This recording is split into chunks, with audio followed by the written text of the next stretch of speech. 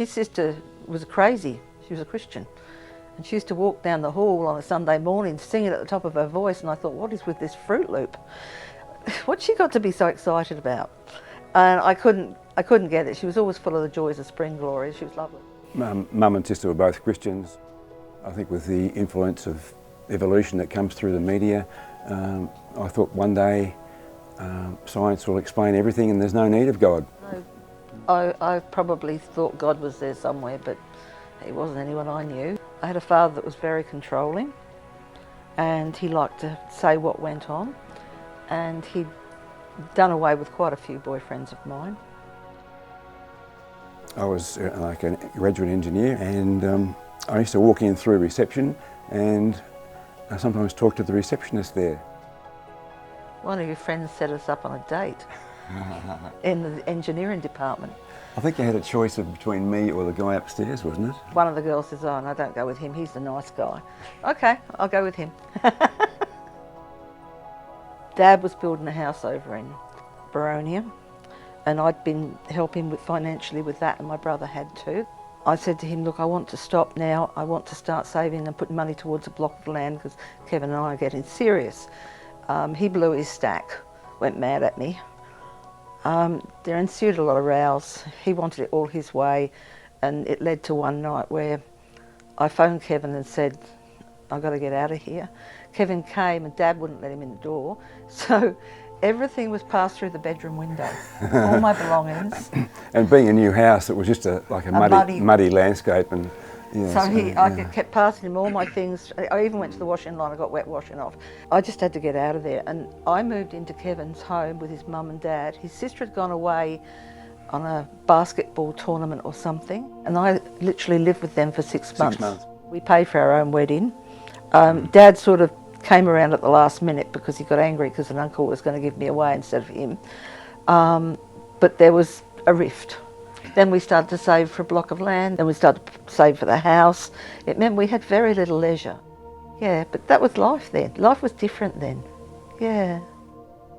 The company in Richmond closed down, and we flew over to Christchurch, and I was working for Tate Electronics, and it all went well. But after 2 months, we'd only been there 2 months, and I got this just devastating phone call saying that my mother, my sister's baby, and 2 family friends had died in a car accident in Glen Waverley, and that was just shattering. We were only in our 20s, and yeah, we had to borrow money to fly back home.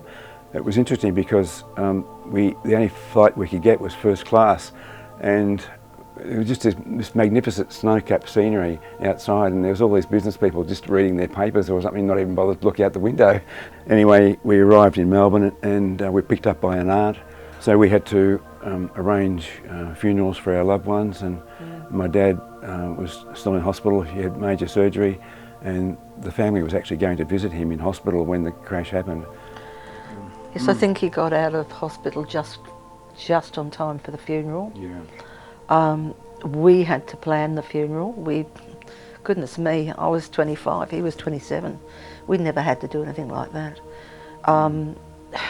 We somehow managed to put the funeral together, but I was always sad that they didn't tell me that the baby could have been in Gloria's arms. The tenants here found out about us, and they felt sorry for us and let us move back into our house and cut the lease short. So. My best man, he started this UFO group on psychic phenomena and spiritual things like that, and we were going to these meetings, and God even used that to show that there's supernatural stuff that science can never explain. Linda started taking Sharon, it was, over to the Infant Welfare Centre. I met Gail. Gail was one of the mums sitting there with her baby, and she got chatting to me, and she said, why don't you come and have coffee? And I was sort of like, why does this woman want me to go to her house? And she said, you're in trouble, you're in danger, you need to come and see my husband. And so we did. Yeah, Greg spent several hours answering our questions, because I wasn't just going to accept something just on his say-so, and I needed proof, I suppose. Gave him a hard time, and Now, he explained that the Bible was written by 40 authors, but the words that they wrote were inspired by God. We said, right, we're going to take that step of faith and put our trust in Jesus. So we did. I think we talked till 4 in the morning. We were just on fire. We just couldn't believe it, and I was scared that feeling would go away, but it never did. Oh, it was just a total change in our lives. Yeah, just complete about face, I suppose, different direction. Yeah. So. We were fortunate we had some relatives that were Christians, and they helped us. But even so, there were times in the months afterwards where I kept rechecking, did I really do it right? Did I do it? And I'd do it again and again and again. And I think God must have got really fed up with me, but he knew I was scared. Until finally, probably 6 months later, yes, I know I have this. There's Yeah. one verse I claim for myself is 1 John 5:13. Believe in the name of Son of God that you may know you have eternal life. It's not maybe or perhaps. Yeah, so that's great. Yeah. And it's not based on what we've done. It didn't matter what our past was. It was forgiven. It's gone. That was good. Life hasn't all been plain sailing since, but we've had our disasters, but